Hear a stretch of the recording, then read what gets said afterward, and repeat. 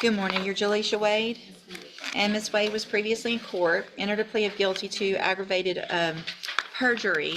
The agreement was for probation. The length of time and type of probation was all left up to the court. Is that correct? Yes, Your Honor. And I've received that pre-sentence report as well as some letters that the defense counsel has provided of support for Ms. Wade. Has everyone had an opportunity to review all of that?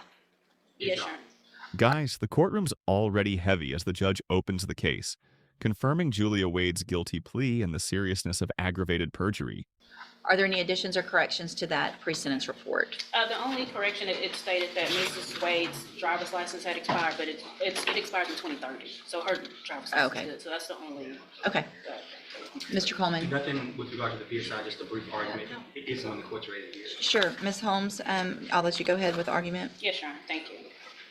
Your Honor, I've had the opportunity to speak with Ms. Wade on several occasions, and in regards to this aggravated perjury, this is a third-degree felony. Ms. Wade, prior to this happening, has no criminal history, zero criminal history. The only thing is on the date of this incident at this trail ride, Zydeco, she was in an altercation with a young lady in which she was charged with an assault, in which she has successfully completed deferred adjudication for the misdemeanor. She has no felony criminal history. She understands the ramifications of being untruthful in regards to who she was in a car with.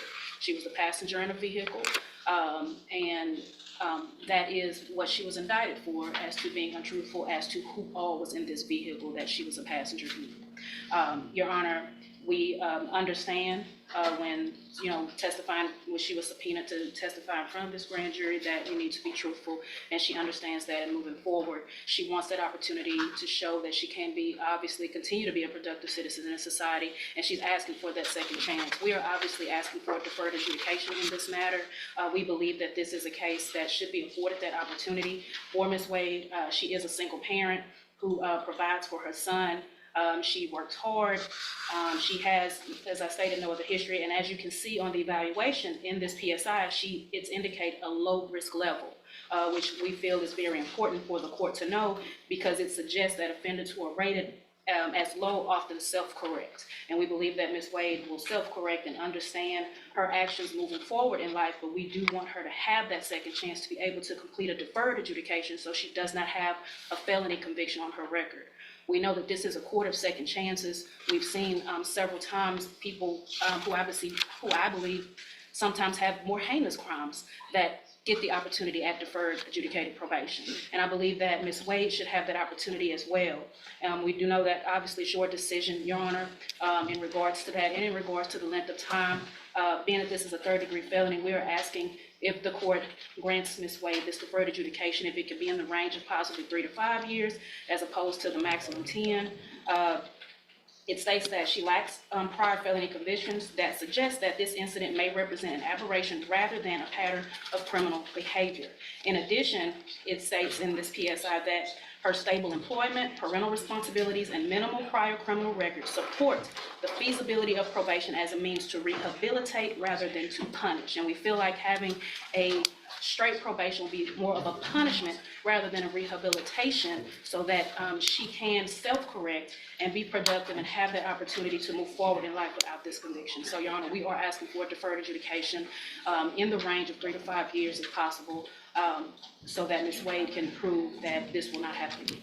Thank you, Ms. Holmes. Mr. Coleman? Your Honor, Ms. Holmes characterized her lie to the grand jury as just simply a lie about being in who she was in the car with. She lied about being in the car with someone who law enforcement strongly suspects had just shot up an innocent man at a Zydeco trail ride rodeo arena. That's what she lied about, Judge. Law enforcement suspects and has good information that she was present when this innocent man was shot by this suspect who she lied about riding in the car with. Law enforcement has good reason to believe, and I believe as well, that she holds the key, has information that could bring that family of the defendants of justice some closure and help solve that unsolved murder and prosecute the person that's responsible for it, Judge. The nature and the gravity of this offense requires it. Judge, it pains me to even have to offer probation, Judge, but there are certain realities that I have to deal with. and that necessitate me making this offer of probation. That family has to live with the loss of their loved one and possibly that crime not being solved. And if they can live with that, Judge, this defendant can live with a felony conviction on her record for not, in my opinion, being completely truthful, providing all the information that she has. It is tantamount to obstruction or hindering a prosecution, what this defendant has done and what she continues to do, Judge. She's fortunate that all I can do at this point is offer straight post-conviction probation and not tee her up with your. I am imploring the court, please, to put her on a straight probation, post-conviction probation, Judge, with as many conditions as the court sees fit.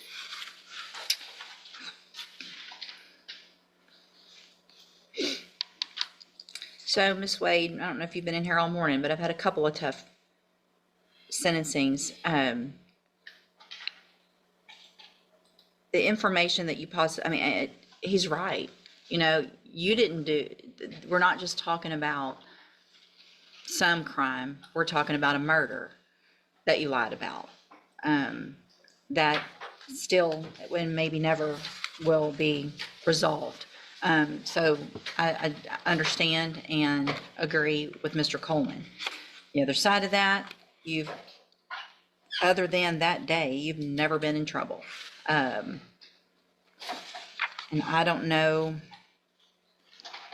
if there's a fear, if there's someone pressuring you, or those types of things, which I wouldn't be surprised of based on the people that we were dealing with regard to that murder charge.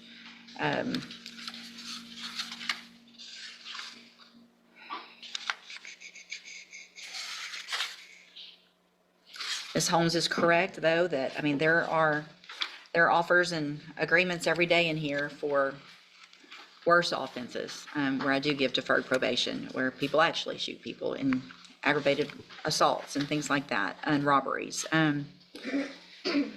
All right, here's what I'm going to do. I'm going to find that you entered your plea of guilty freely and voluntarily. Find sufficient evidence to find you guilty. However, I'm going to give you an opportunity today and defer all proceedings and place you on probation. I am going to place you on probation for 10 years. So Ms. Holmes gets part of what she wants, and hopefully Mr. Coleman will feel a little more secure knowing that you will be under probation's watch for up to 10 years. I am going to order a $1,000 fine, order that you follow all of the rules and conditions of probation. Now, that is going to include, and I don't know what relationship you had with anyone that was in that vehicle, but you will be ordered as a condition of your probation to have no contact or communication with any of them. That includes John Gutierrez and Shamar Johnson and Patrick Charles. Okay, are those the three? Yes, sir. Can I say something? Shamar Johnson is, we have the same niece. They're related. We're related. Okay. We can't go to family members. You can't be around them right now until I give you permission to be around them. So if there's a family get together, one of you gets to go and one of you doesn't. That's part of the consequences of your actions. Okay?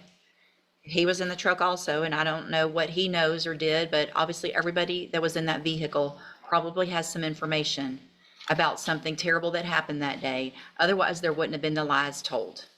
So you don't get to be around him, period. Do you understand? Okay. If you do everything that you're supposed to while you're on this probation, this is an excellent opportunity because you do not have a felony conviction on your record. Oh, sorry. And if you successfully complete the probation, then you will never have a felony conviction. The case will be dismissed. The other side of that, however, is if you violate any condition of probation at all, you'll be brought back into court and you could be found guilty and you could be sent to prison for up to 10 years. Do you understand? Yes, sir. Sorry to interrupt, Your Honor. Would the court entertain or at least consider some jail time as a condition of probation? And if any of the alternative, maybe a condition of serving at least 1 day or 1 weekend in jail on the anniversary of the death of the victim in this case. I'm sorry, Your Honor. She is not charged with murder. And I was fighting. Hold on. I'm not, here's the thing, hold on, it's fine. I appreciate, that Miss Richards I'm not going to put her in jail today if she's taking care of a child. But here's the thing, Miss Richards, some people, I'm sorry, Miss Wade, I was looking at the wrong thing, Miss Wade. A lot of people, and Miss Holmes can tell you this, there was a time, where I would give probation, people would come back, they'd mess up, sometimes I'm given some extra chances. Those days are gone. This is your chance. This is your chance. So if you violate, I can assure you that if we're standing in here, this man right here is going to remind me of what I should have done the first time with the conviction and possibly prison or send you to jail up front. So you need to do everything you're supposed to, follow all of the rules, and if you do that, again, this is your opportunity to put this behind you, continue living your life like it looks like the rest of the way you've been living it, other than on that day, hopefully. Right? Makes sense? Did I already hand you? I'm handing you the trial court certification that shows this was an agreement that I followed, and so you've waived your right to appeal.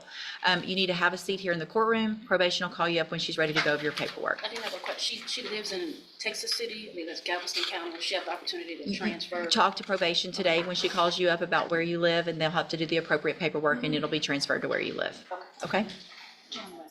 17-27697 on Justin Lee. The judge ends with a final warning. No more chances, no excuses. One mistake, and prison follows. This ending hits hard, reminding everyone that mercy comes with a price. Make sure to like this video, subscribe to the channel, and we'll see you in the next one.